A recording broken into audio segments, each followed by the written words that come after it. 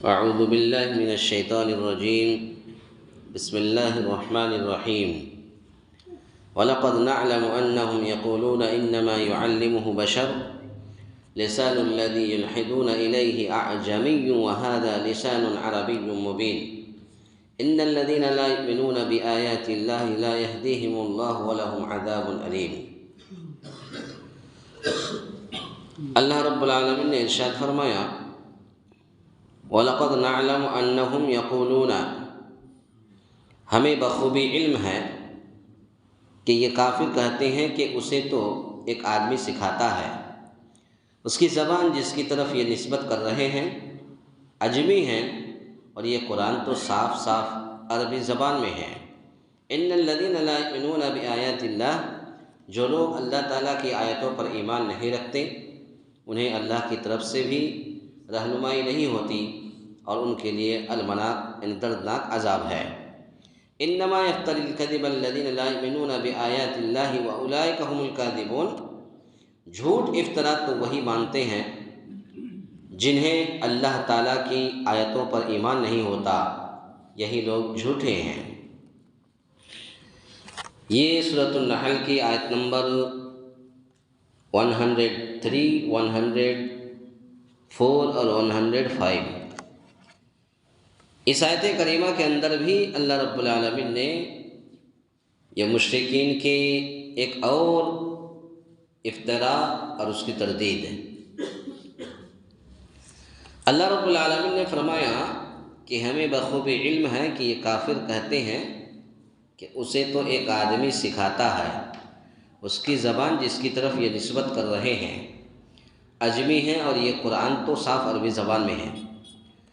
سب سے پہلے اس آیت کریمہ کی شان نزول آپ کے سامنے بیان کر دوں۔ جب یہ آیت نازل ہوئی تو نازل کب ہوئی؟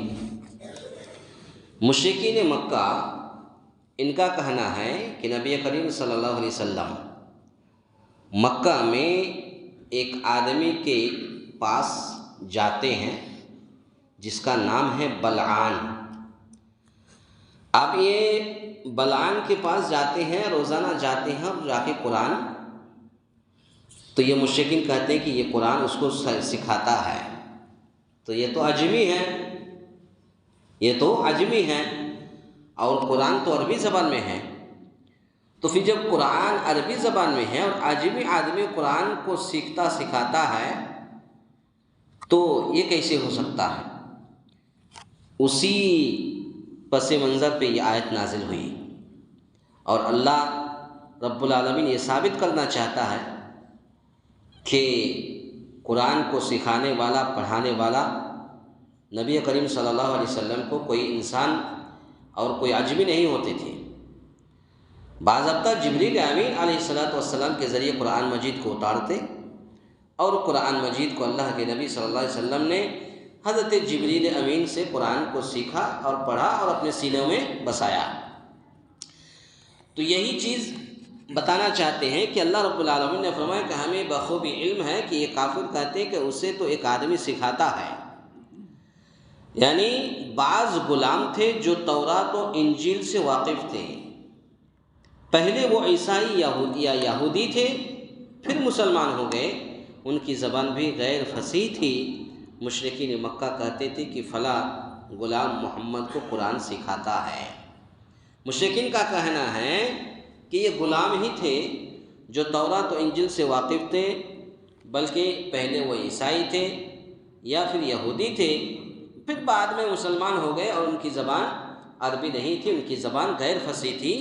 یہ مشرکین مکہ کہتے تھے کہ فلاں غلام محمد کو قرآن سکھاتا ہے، لیکن اللہ رب العالمین نے فرمایا کہ محمد صلی اللہ علیہ وسلم کو کوئی قرآن کوئی عجمی نے نہیں سکھایا، بلکہ جبریل امین علیہ السلام کے ذریعے سے قرآن کو سیکھا۔ اللہ تعالیٰ نے جواب میں فرمایا، اب دیکھیے اللہ تعالیٰ اس کا جواب دے رہا ہے کہ یہ جس آدمی یا آدمیوں کا نام لیتے ہیں وہ تو عربی زبان بھی فصاحت کے ساتھ نہیں بول سکتے،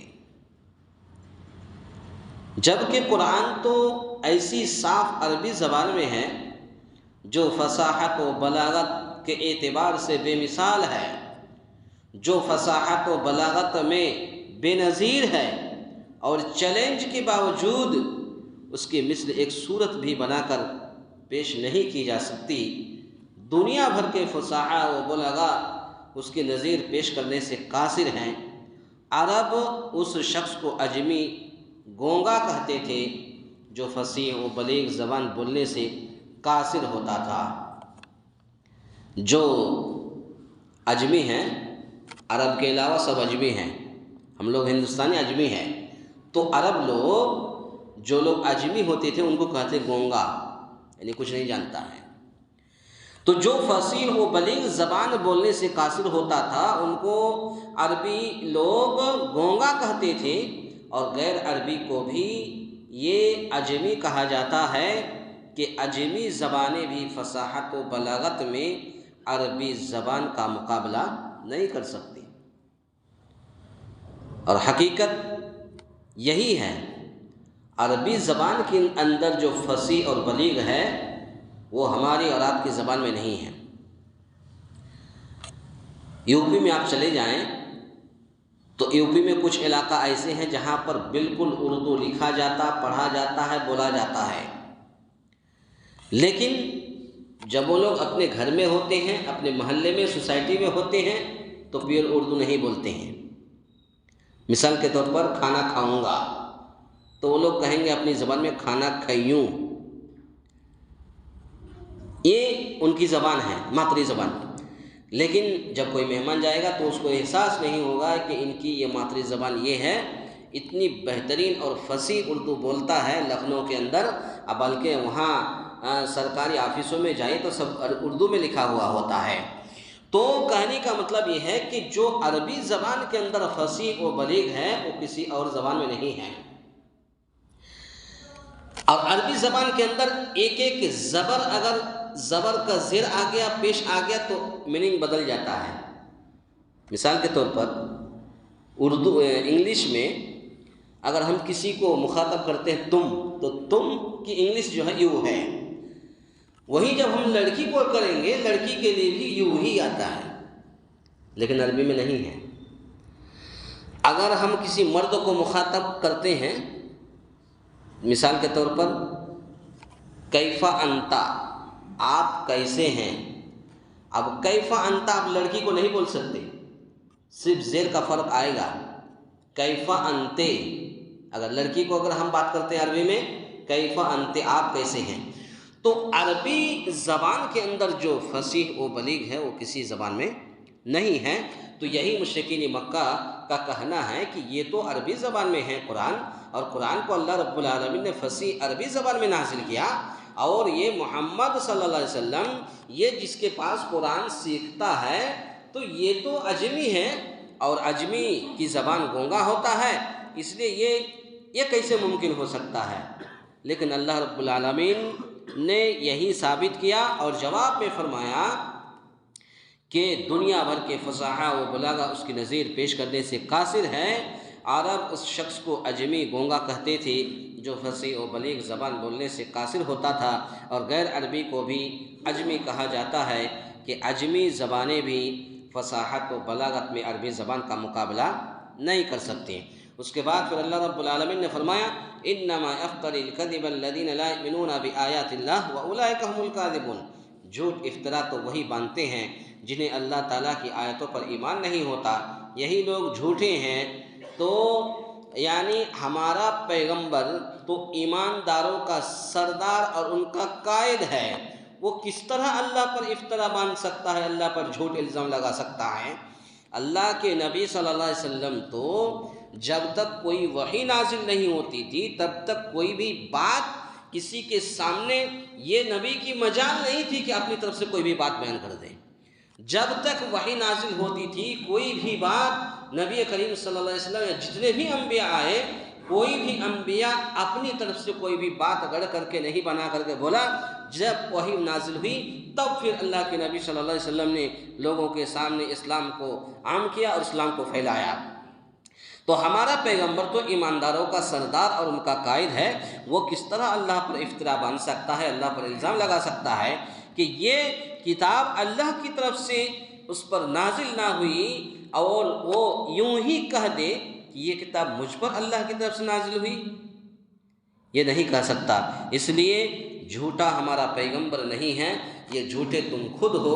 اللہ رب العالمین نے مشرکین سے کہا کہ یہ جھوٹے تم خود ہو، ہمارا پیغمبر یہ محمد صلی اللہ علیہ وسلم یہ جھوٹا نہیں ہو سکتا، یہ تو ایک ایک بات کو جب تک ہماری طرف سے کوئی وحی نازل نہیں ہوتی تب تک لوگوں کے سامنے یہ پھیلاتے نہیں ہیں، جب ہمارے وحی نازل ہو جاتی ہیں تب یہ لوگوں کے سامنے توحید کی دعوت کو عام کرتے ہیں، توحید کو پھیلاتے ہیں۔ تو یہ خود جھوٹے، تم خود جھوٹے ہو جو قرآن کے منزل من اللہ ہونے کے منکر ہیں۔